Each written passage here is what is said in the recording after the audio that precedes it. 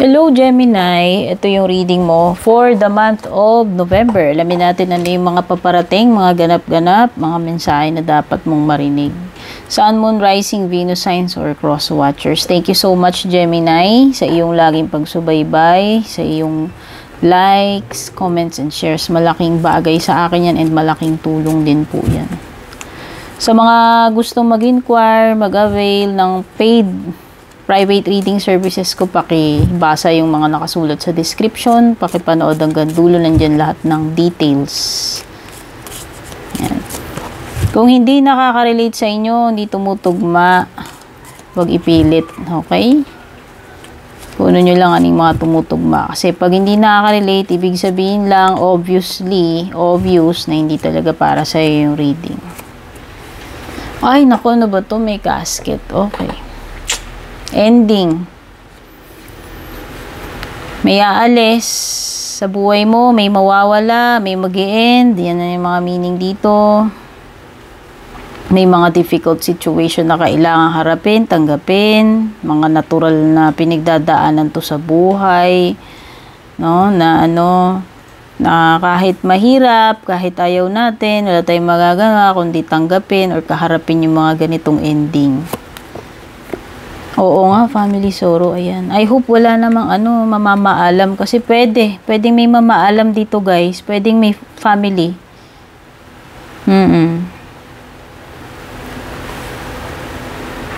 May tears may kalungkutan sa family and may pamamaalam, may ending. Okay, possible.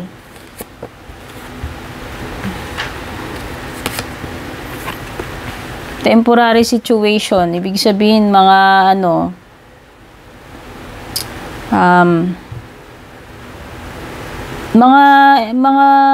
mga event, mga ganap na hindi naman magtatagal, hindi ito permanent. Ayan. Kung ano man ito. Okay, pwedeng meron kang pwedeng something like manunuluyan, parang may pupuntahan ka and magi-stay ka lang doon pero hindi ka magtatagal, parang ganun. Or kung may bisita ka man or ikaw tong may sasadyain, may pupuntahan ka or kung ano man itong ganap sa'yo, may ganap, may mangyayari pero for a few days lang or basta temporary lang, something na temporary. Okay? Beware of greed, ayan, baka may mga may encounter kang situation wherein parang masisilaw ka, matutokso ka na maghangad ng masobra, or pwedeng may maramot dito, may nakakadil ka na ganyan, masyadong suga pa or ganid. Okay? Minsan kasi ito yung sign na hindi makontento di ba? Ano ba yun yung fable nung dog na nakita niya yung kanyang reflection sa tubig na may bone siya sa bibig. Naghangad siya. Meron na nga siya bone actual na sa bibig niya. Sa sobrang pagka-greedy niya, nag-interest siya doon sa reflection na nakikita niya na bone. Ayun, nahulog yung bone niya sa tubig. So, ang lesson, moral lesson nun, lalo siyang nawalan. Kasi hindi siya nakontento doon sa meron siya. Yung pala, sarili niyang reflection yung nakikita niya. And nung ngumanga siya para kunin yung bone na yun doon sa dog sa reflection, nahulog. So, lalong nawala. Parang ganun. So, ito parang ganun. Minsan, kailangan mong makontento anong meron ka kaysa mas maghangad ka nung sobra-sobra na hindi naman kailangan. Okay? Parang ganyan. At lalo ka pang nawalan. Yan. Kung may pagdaraanan ka man, Gemini, kung ano man to, maganda man ito, hindi ka magala, temporary lang naman yan kung mga problema yan or something na pagdadaanan mo ngayong November. Especially ito, may sadness, may loss, may sadness, may ending, temporary lang naman yan.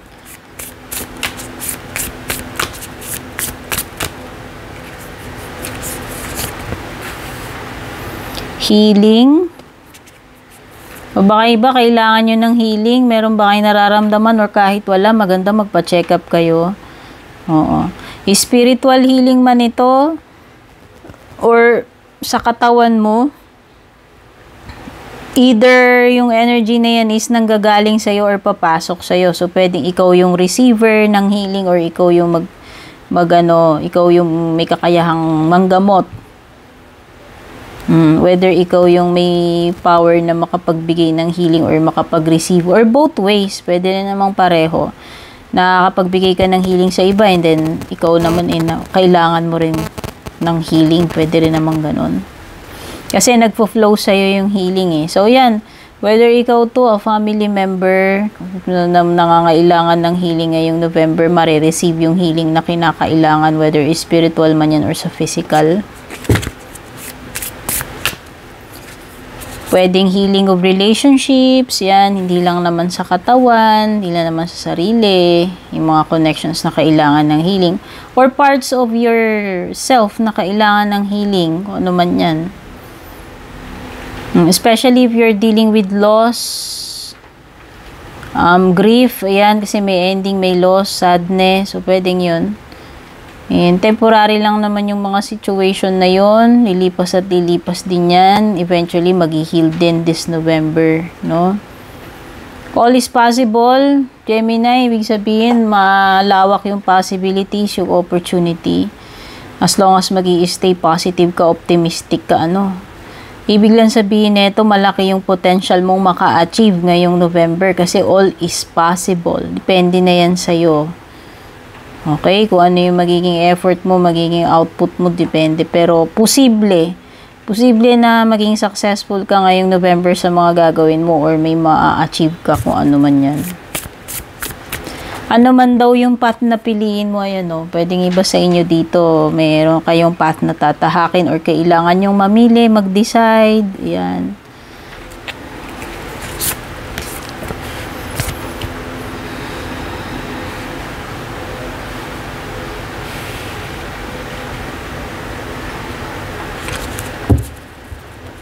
Surrendering to the journey, you need to release control sa mga bagay-bagay na hindi mo naman, wala kang magagawa, Gemini. Ito yun. Feeling ko lang yung mga ending na yan. Kalungkutan. Wala kang magagawa eh.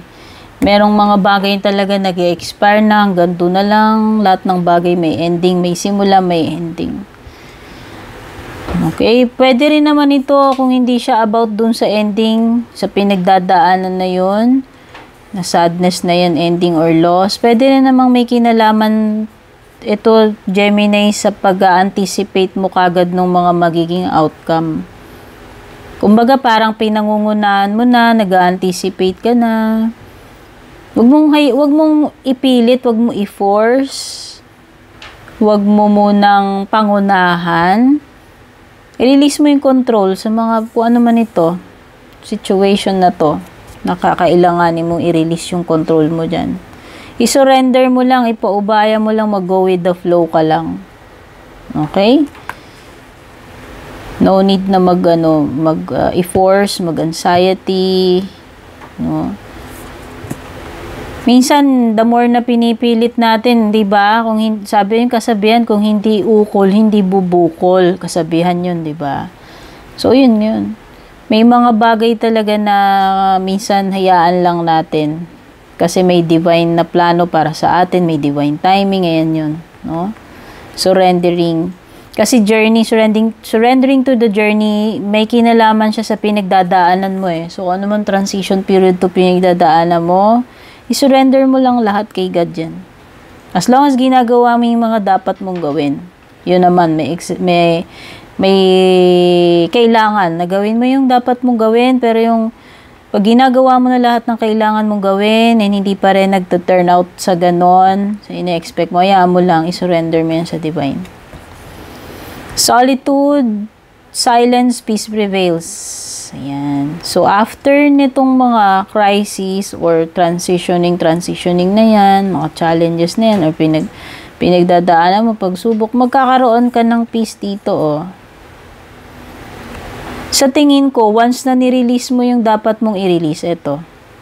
Kasi parang may i-release ka eh.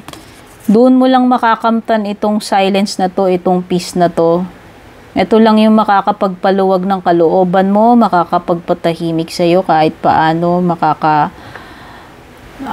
Dito mo mafe-feel na mag-i-improve yung mga bagay-bagay, gagaan. Once na nirelease mo na yung dapat mong i-release. Doon mo lang ma-achieve itong peace. So, yung iba dito, magkakaroon kayo ng time sa sarili ninyo. This is a time na kahit na parang solo ka, alone ka, imbes na malungkot ka, ma-appreciate mo eh. Mas ma-appreciate mo yung pagiging alone dito eh. Ngayong November, hindi ko alam kung bakit. Okay?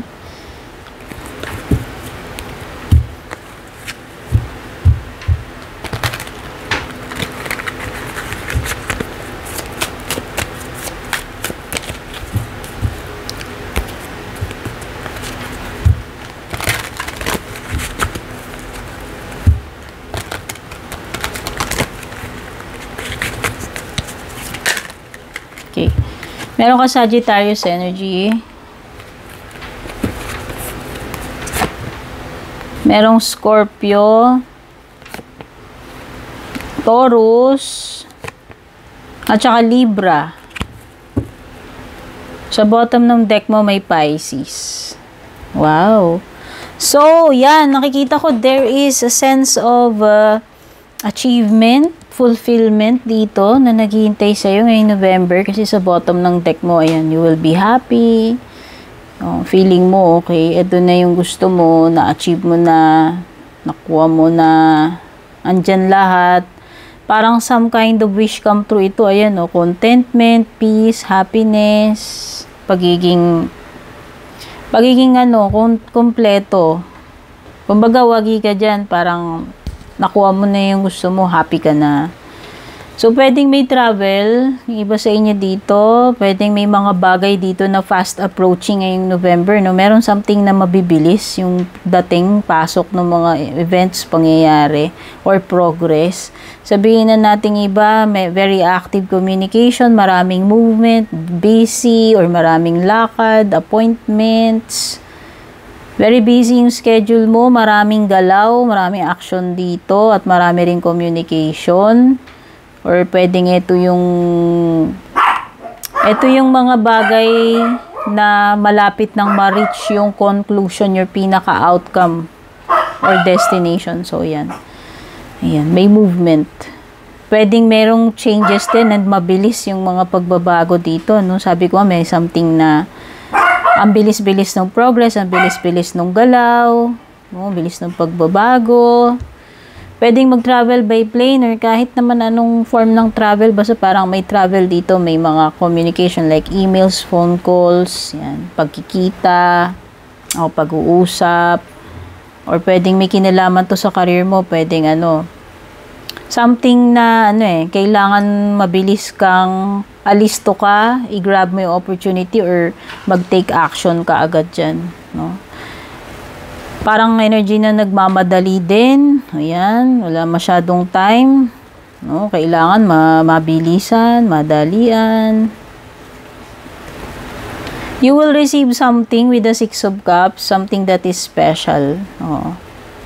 Pwedeng iba kung nangangailangan kayo ng divine intervention, miracle, tulong, ito yung marireceive nyo. Something from the divine eh.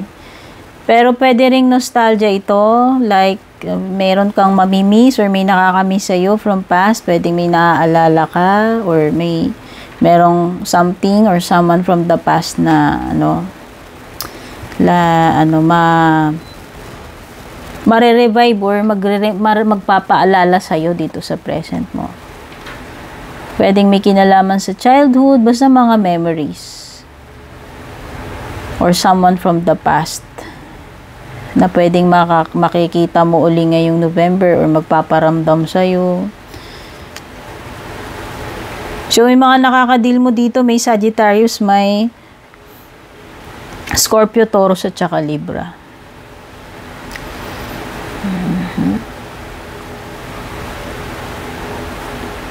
Meron ditong person na liberated, pwedeng si Taurus. No, pwedeng may pagka-rebelde ito. Minsan hindi siya sumusunod doon sa mga may pagkapasaway or daring, parang basta very modern, liberated na energy. Something dito na lumalabag doon sa dapat sa rules or tradition, o hindi siya sumusunod. Kinokontra or hindi siya sumusunod doon sa tradition. Or pwedeng merong masyadong modern approach kakaibang mga paniniwala, ano.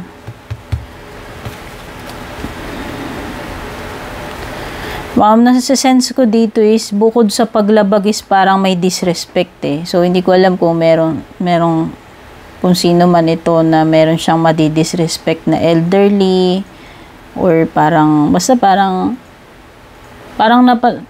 na-bypass niya or na-disrespect niya yung tradition, yung beliefs or religion. Ewan ko, merong something about ganun.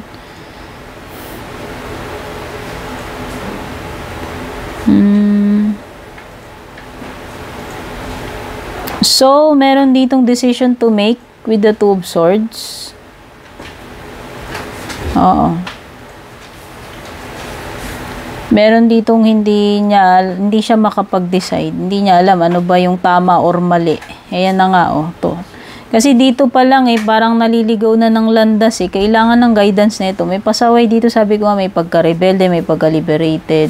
At parang di-disrespect niya na yung mga dapat niyang igalang dito. Okay, especially mga paniniwala.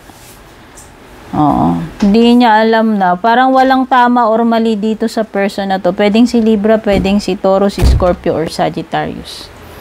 Tingnan na natin yung... Tingnan natin yung love life mo ngayong November.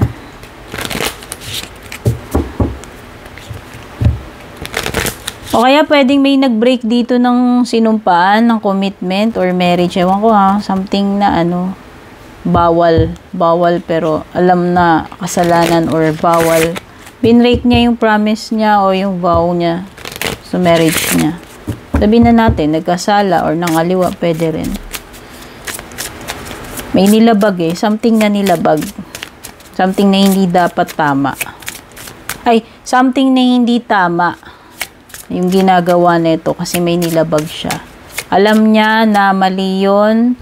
Sabi ko nga, may pagkapasaway kasi kahit mali tama, bahala na Hindi niya na iniintindi kung tama o mali yung gagawin niya basta. Or kung meron man siya natatapakan na di-disrespect, parang ganun. Love life. Oops. So, gustong-gusto ka pa rin itong person na to, whether past yan, present person, o kung paparating pa lang sa'yo, may nagkakagusto sa'yo. Gusto ka niya, basta, gusto ka nito, hinahanap-hanap ka niya, gusto ka niya, kailangan ka niya. Hindi ka lang niya type na type, gustong-gusto, kailangan ka rin niya. Ibig sabihin na hindi ko alam kung may pagka-obsess siya sa'yo, ganun lang talaga kanya kamahal, ganun ka lang niya kagusto, or sobra yung paghanga niya hindi ko alam. Kung person mo yan, kung jowa mo na ba yan or hindi pa. May matinding urge tong tao na to na magkita kayo or magkausap kayo. Sobra-sobra. Hindi na siya makapaghintay or hindi na siya makatiis. Sobrang na-attract siya sa'yo. Siguro kahit iwasan mo siya, iwasan ka niya, mahirap para sa kanya. Kasi nga sobrang type ka niya Tsaka talagang goal ka niya pwedeng hindi mo pa jowa yan. Pero lahat ng kaya niya, sa powers niya gagawin niya para lang maging jowa ka niya or maging kayo or maging mapalapit siya sa'yo. Oo, basta. Kasi gustong-gusto ka niya at gusto ka niya talaga makuha, dear. Yun lang yun. Ano pa? Talagang tinatarget ka niya, Ikaw ang mission nito Kaya lang wala siyang sinasabi. Pwedeng wala pa siyang sinasabi, hindi pa nagtatapat.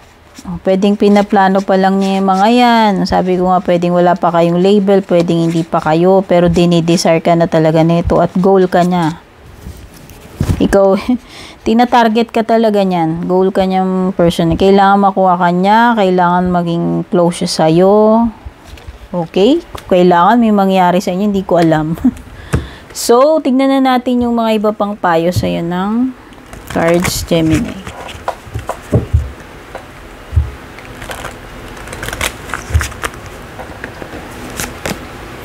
Huwag ka na mag-alala, Gemini. O baka malapit nang masolve yung problem mo. O kung ano man itong sobrang pag-iisip mo, baka naman hindi talaga ganun kasama yung iniisip mo. Hindi naman dapat ipag-alala. Baka na-overthink ka lang.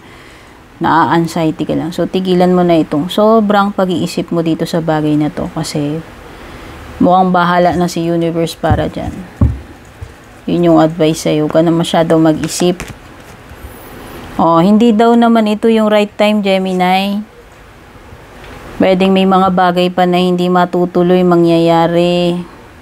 Or kung meron ka nasa isip na itinatanong, hindi daw ito yung tamang time para dyan. Okay? So, hintayin mo na lang na darating yung tamang time. Basta hindi sa ngayon.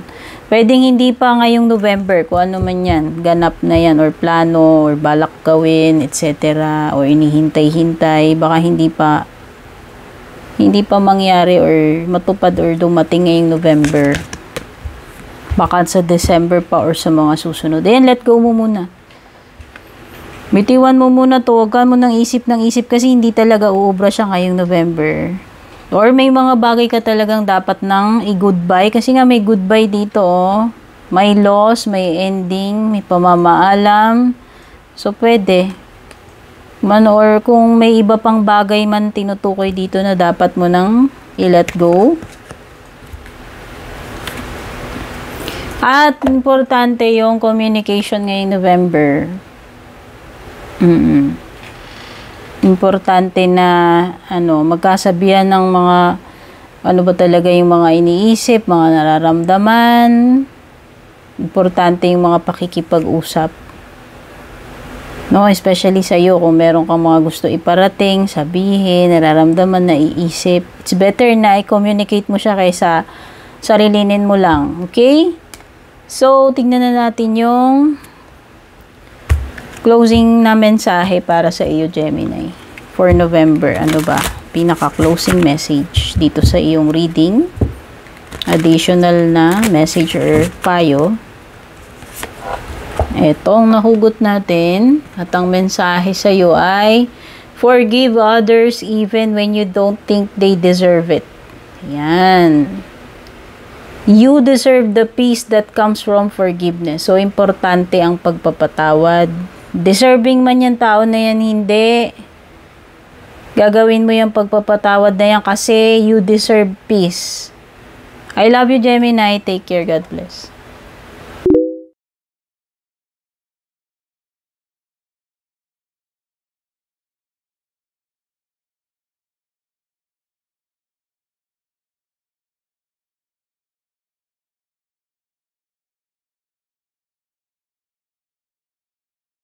And kung balak nyo pong mag-book or mag-inquire ng personal readings ko, basahin nyo lamang po itong nakasulat sa screen or yung nakalagay sa description.